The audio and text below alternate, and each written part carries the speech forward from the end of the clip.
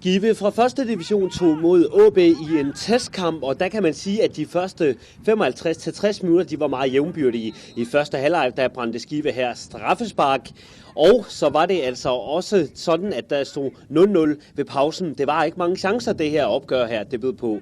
Anden halvleg, der skal vi lige se et godt forsøg fra AaB, den bliver skudt lige forbi ind den ene kasse. Efter en hurtig frisparksbold, så er det Mads Eriksen, som her bringer hjemmeholdet foran 1-0. Og mål nummer 2, det er Dustin, der dribler gennem forsvaret og placerer bolden inde i nettet, og så står der altså 2-0 til Skive. Og sådan gik det altså denne mandag eftermiddag, hvor Skive de vandt 2-0 over AaB.